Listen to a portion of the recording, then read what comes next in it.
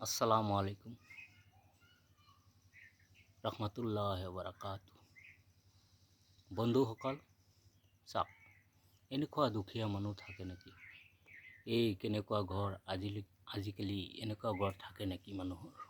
চাওক, আপোনালোকে অকণমান সহায় কৰিলে আমি এই ঘৰখন বনাই দিব পাৰিলেহেঁতেন। আপোনালোকে আমাৰ চেনেলটো চাই পেলাই তাত ফোনপে' নম্বৰ দিয়া থাকিব। আপোনালোকে যদি সহায় কৰে তেনেহ'লে আমি এই ঘৰটো বনাই দিব পাৰোঁ। আল্লাহে কৈছে যে মানুহৰ কাৰণে মানুহ আমি বনাই দিছোঁ। মানুহৰ সহায় মানুহে কৰিব, আমি তাৰ সহায় কৰিম। যোনে মানুহৰ সহায় কৰিব তাক আল্লাহে সহায় কৰিব। আল্লাহে নিজে কৈছে কোৰাণত, ইনশাআল্লাহ আপোনালোকে সহায় কৰিলে আপোনালোকক আল্লাহে সহায় কৰিব। এনেকুৱা গৰীব মানুহক আমাৰ মাজৰ পৰা গুচি গ'ল, সহায় কৰিছিলে, সি হ'ল জুবিন দা। আজি সি আমাৰ অসমত নাই আৰু সি সোণাপুৰত গুচি গ'ল। তাৰ আত্মাৰ কাৰণে আমি দোৱা প্ৰাৰ্থনা কৰি আছোঁ যে তাৰ আত্মাটো যাতে শান্তি পায়। সি মানুহৰ কাৰণে মানুহ এটা আছিলে, মহৎ মানুহ আছিলে। দুখীয়া মানুহক সি দেখিলে মুঠতে সহায় কৰিছেই আৰু মানুহক অহংকাৰ কৰা নাই। সি ফুটপাথত আমি চাইছোঁ ইমান চেলিব্ৰিটি মানুহ হৈ ফুটপাথৰ দোকানত কেতিয়াবা পুৰি খাইছে, কেতিয়াবা ভাত খাইছে। তাৰ কোনো অহংকাৰ নাছিলে। এনেকুৱা মানুহ এটা আছিলে।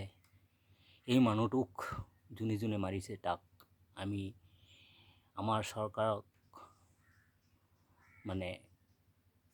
অনুৰোধ কৰি আছোঁ যে চবকেইটাক যাতে উচিত শাস্তি দিয়ে, যাতে আমাৰ জুবিন দা আত্মাটো শান্তি পায়। আমি ভিডিঅ'ত চাইছোঁ যে সি এবাৰ সাঁতুৰি আহিছে, আহি পেলাই ইমান লাগিছে, দুম নাইকিয়া হৈ গৈ আছে, এনেকুৱা অৱস্থা। তাৰ পিছতো লগৰকেইটাই কৈ আছে যে দাদা আকৌ নামক, এই দলিয়াই দিম নেকি, এনেকুৱা কথাও কৈ আছে। আমি ভিডিঅ'ৰ চাই শুনিছোঁ। এইকেইটা মানুহে ষড়যন্ত্ৰ কৰি মাৰিছে। যদি ইহঁতক যদি আমাৰ চৰকাৰে যদি কঠোৰ শাস্তি নিদিয়ে, চৰকাৰটো আমি জানো যাতে এনেকুৱা লাগিব যে চৰকাৰৰ জৰিয়ত আছে। আমি আহ্বান কৰিছোঁ যাতে কঠোৰ শাস্তি দিয়ে আমাৰ হেমন্ত মামা, আপোনাক আমি কৈছোঁ কঠোৰ শাস্তি যাতে দিয়ে ইহঁতক। এনেকুৱা মানুহ আমাৰ সন্মুখৰ পৰা গুচি গ'ল। আমি এনেকুৱা মানুহ আৰু নাপাওঁ অসমত।